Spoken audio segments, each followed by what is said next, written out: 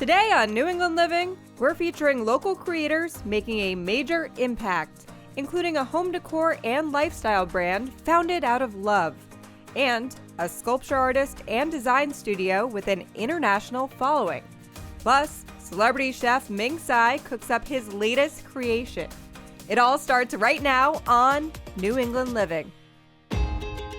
New England is full of adventure. I can't believe you guys are letting me do this. Up and away.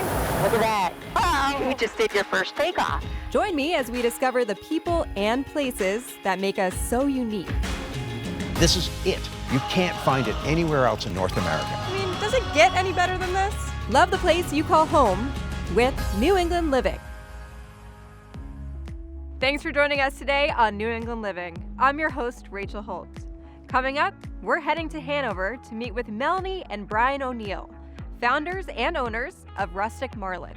We're here at your headquarters in Hanover. What's the story behind how Rustic Marlin started and turned into what it is today?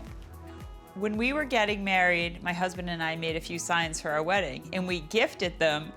And next thing you know, we came home from our honeymoon and people were interested in ordering their own signs. And then from there, everything started to take off.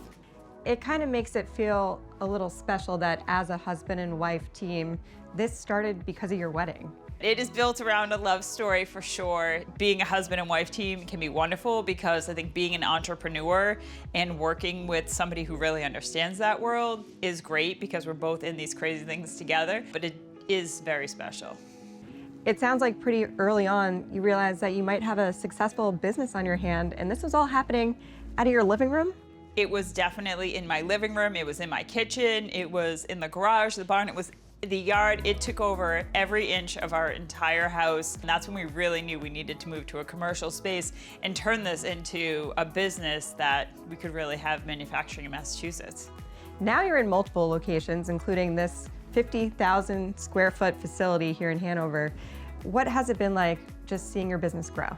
It's really great when we've had people we met at the beginning that have supported us and they come to our space or they see us and see our different stores that we have, and it helps me to realize how much we've grown, but because we're in it so much, sometimes we don't give ourselves that recognition. From concept to the final product, tell me how it works. So basically, everybody can go online and they enter whatever their name is, and the designs come in, and our designers create the item to make it look beautiful for you. They hand it over to the production team who literally handcrafts and hand makes your item for you, and then we ship it out the door and get it pretty quickly. So I think having that personal touch on a quality item is something that people are definitely looking for.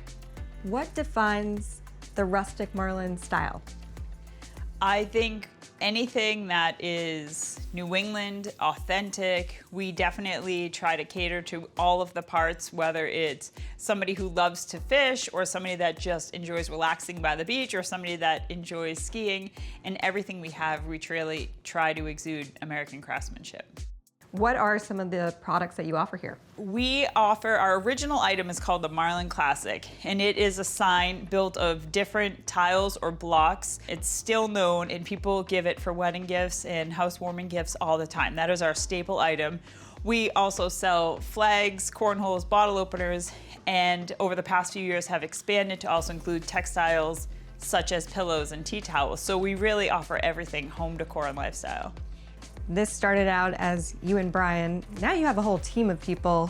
What's that process been like? We have such a talented team that are great at their craft and so much better than us. Everything from physically making the signs to designing the signs to making sure that they leave the door awesome. It's been wonderful to be able to really grow from a love story to an American handcrafted story. One of the parts that's really important to your business is giving back to the community. How do you go about that? So one of the things that we did is launch Signs of Hope during the pandemic, which allowed us to show thank you through heart signs and allowed the community to feel together and part of something. And we were able to raise money and give back. And from there, we've developed a program called Signs of Spirit, allowing other people to do that. And we're continuing to constantly take that to a new evolution and figure out how we continue to give back through that. What is the value in handcrafting products that are made right here in Massachusetts? I would say the most important value is our team. The fact that we are able to employ people that live locally, that are so talented. It's very unusual to have manufacturing in Massachusetts, so it gives us an opportunity to really allow them to use their craft, and it means a lot to us, and I think our consumers, that everything is handcrafted. It really gives it meaning to them. And for an inside look at their handcrafted process, I got a one-on-one tour of their bustling workshop. All of your products are coming out of this facility in Hanover. How does it all start? So we start right here in a wood shop. We bring in raw lumber, we cut it, we paint it, we sand it, and it all gets ready to be made into signs. And where are you sourcing your wood from? Is it all local here? It's all from New England, yes. There's not much made in Massachusetts these days, so it's very exciting for us to still be one of the few companies that are actually making product by hand right here in Massachusetts. The name Rustic Marlin, this comes from one of your hobbies, fishing. Yes, I'm a big fisherman. Caught a lot of different fish. When we're trying to come up with a name, Melanie asked me, what fish have you caught? And I have caught one marlin, and it seemed like a really good one, so we stuck with it, the Rustic Marlin. Only one marlin, so this was a very important catch. It was very important, yes. There's a lot happening in this wood shop area, and it seems like everyone's doing something a little different. What goes on in the different stations? The first operation is that we have to cut it to size, so we cut the boards to the right length. They move through to a sanding operation to smooth out the boards. They then get moved over to a painting operation where we paint the boards, and they go back through one more time to be cut to size and then put our brand on each piece. So there's a lot of care and detail that goes into every single thing that comes out of here. Yes, quite a bit. And then once that's done, it moves over to our assembly department where they actually put them together. After everything's all finished here in the workshop, what's the next step in getting that final product? Yeah, after the wood shop, we move into our art department. So come with me, I'll show you. All right, let's check it out. All right.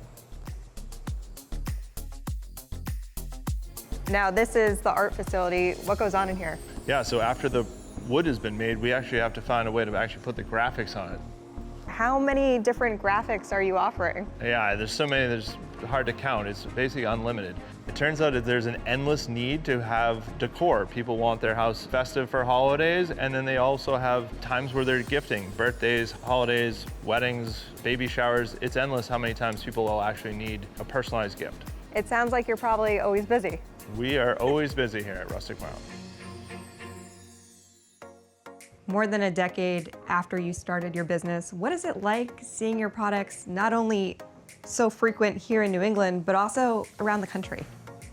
It is so special. Honestly, never gets old. We absolutely love when we show up places, whether it's a restaurant, a doctor's office, a friend's house, and we see our signs. It makes us feel so excited, almost like the beginning times. It's really special to us.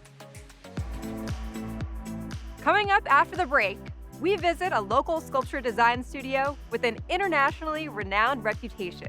When New England Living returns after this.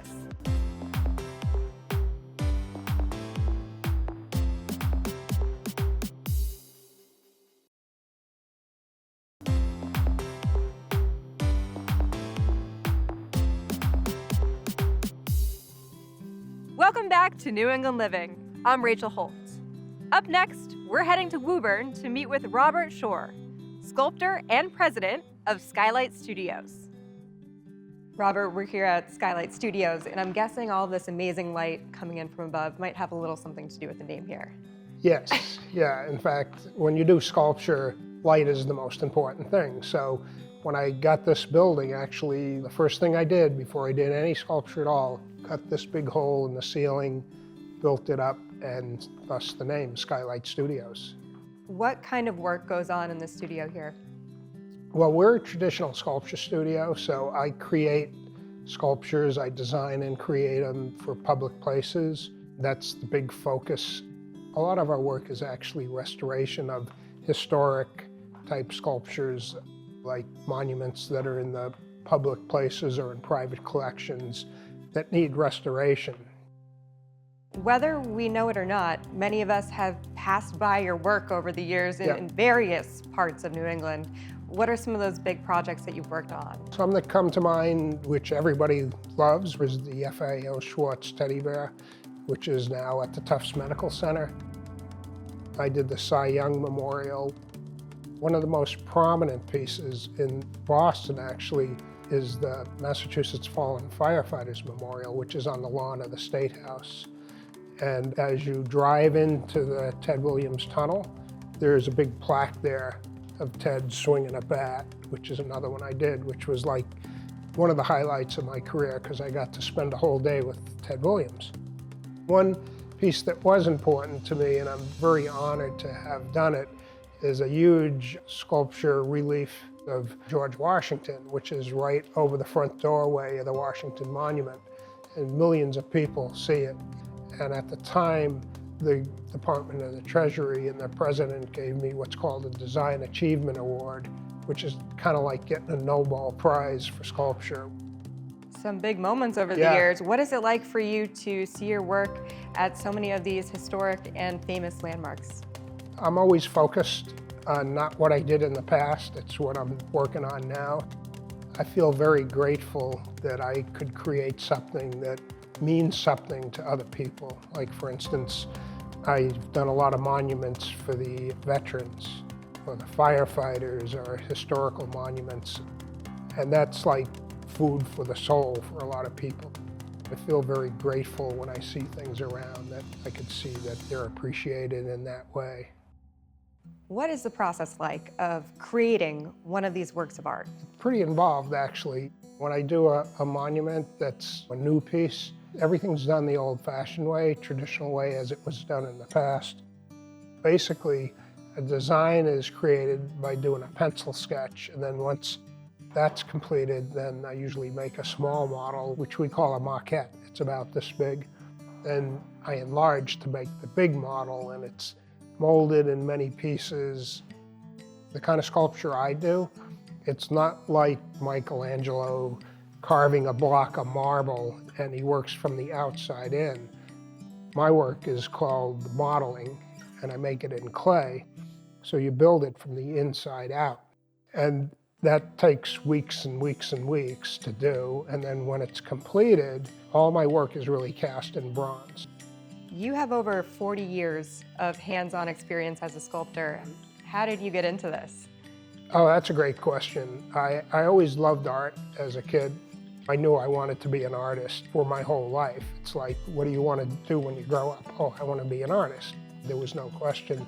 And then I got a full scholarship to study art in New York, and then I went to Tufts University in the museum school in Boston. And at that time, I met the two gentlemen who became my mentors, who I took this studio over from. And in 5 seconds, when I walked in, I knew that's what I wanted to do for the rest of my life. It sounds like you've always had a gift for this and a talent, and something I think is really special is you've passed this gift on to your daughter, and now she works with you here. What is that like? That's like heaven to me. She hung out in the studio here since she was a little girl. What could she possibly break as a little girl around here? I don't know. Well, I remember some things being spilled at some point, but I don't remember anything being broken. But the thing is if something's broken, we can fix it anyway. So, because we do restoration.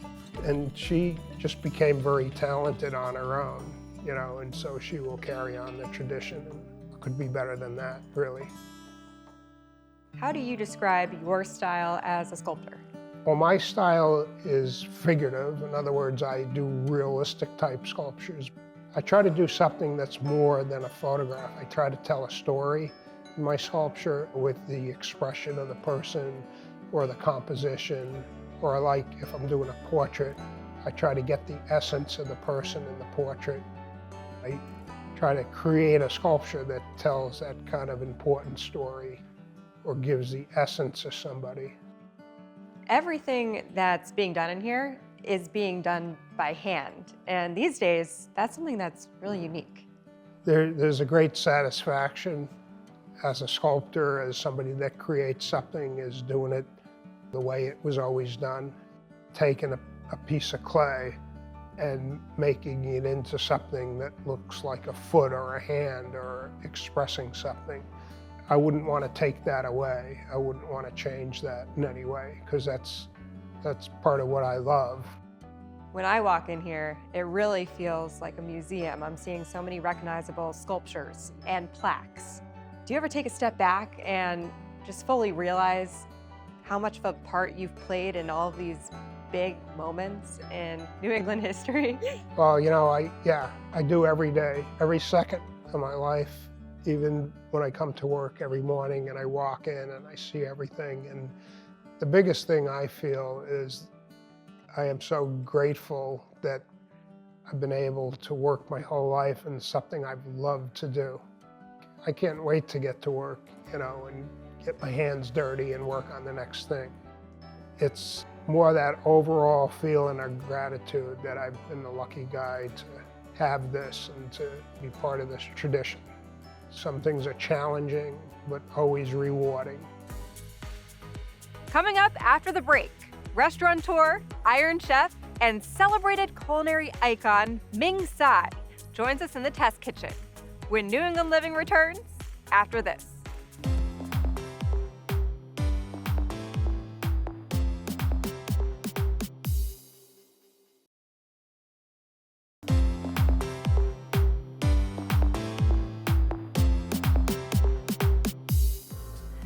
Welcome back to New England Living.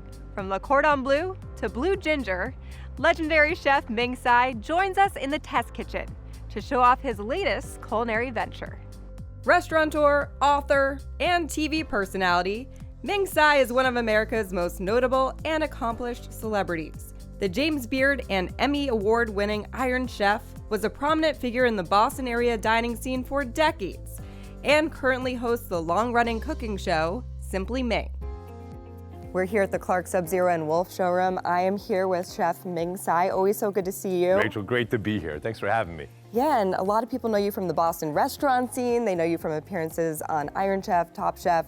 Today we're talking about Ming's Bangs, which you created in 2020. So first of all, what is a Bing? That's a great question. So a Bing is actually a traditional dim sum item. You've had it before. We've come out with something called Ming's Bang, so it's a modern take of a Bang.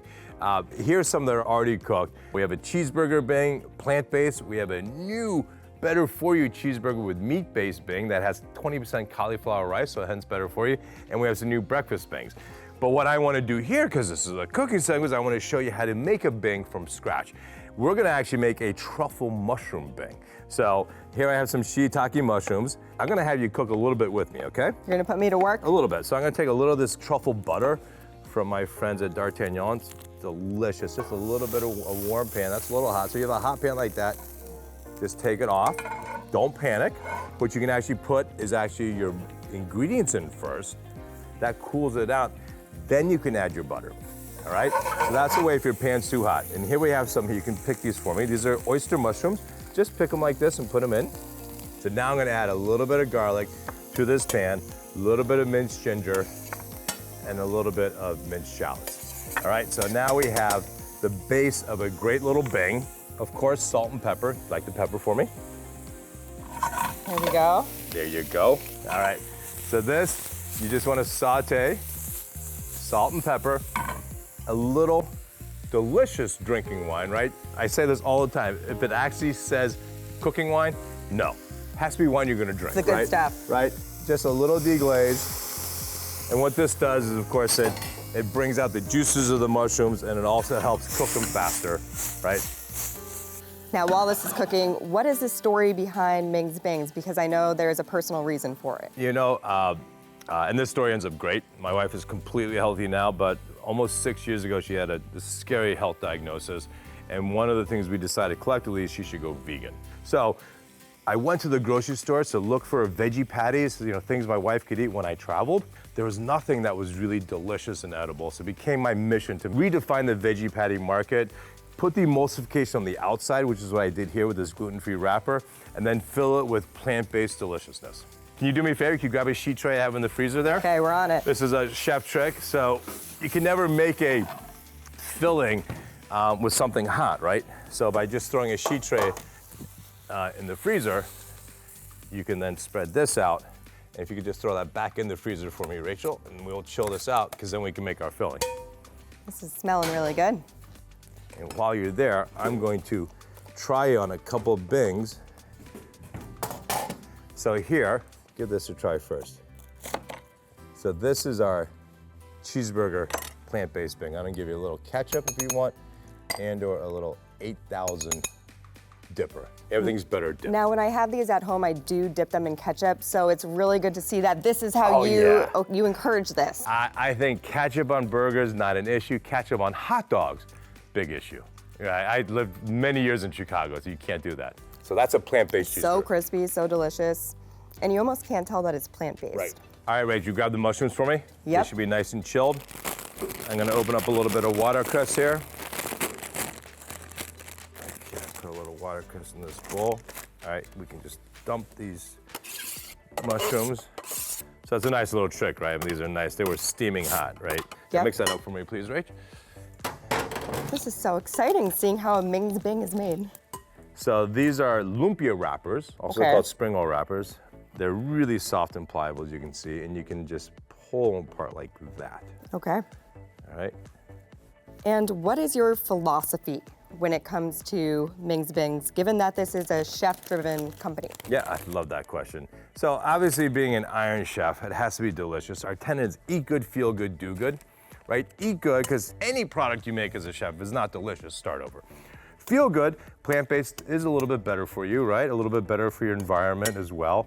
And then do good, some proceeds of all sales of Ming's Bings benefit both Dana-Farber, which is the awesome hospital here that saved my wife's life and my CEO's life and other people, and another great charity called Family Reach. We finance help families dealing with cancer.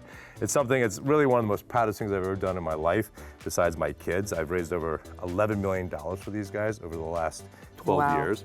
And you know, a cancer diagnosis should not bankrupt you.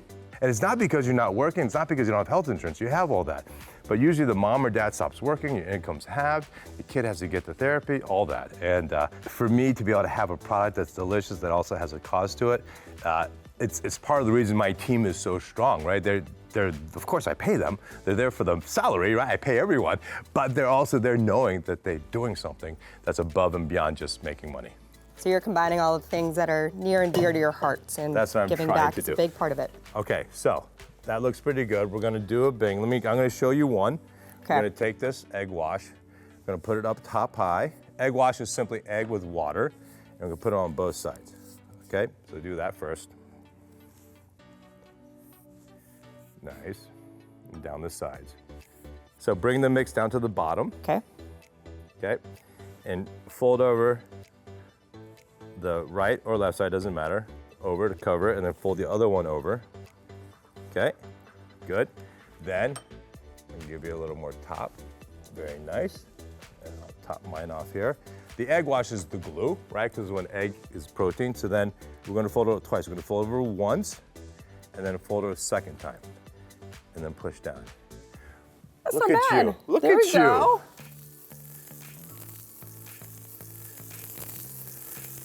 All right, so Rachel, about 4 minutes, 2 minutes aside, just to get them nice. See that? Golden brown and delicious like that. Oh yeah, baby. Ooh, nice and crisp. That's the way we like it. Let's give it a try. I'll give you a little more 8,000 sauce if you'd like. I was a little nervous about cooking next to an Iron Chef. This is looking pretty good. That is your Bing. You made that This Bing. is looking pretty good.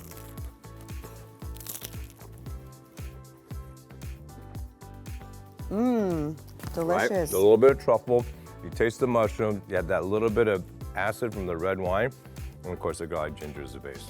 There is so much flavor in that. You're a good all cook. packed in. And for more on Ming's Bings, head to mingsbings.com. Doesn't get easier Very than easy. that. So easy. And for more cooking segments, head to our website, newenglandliving.tv.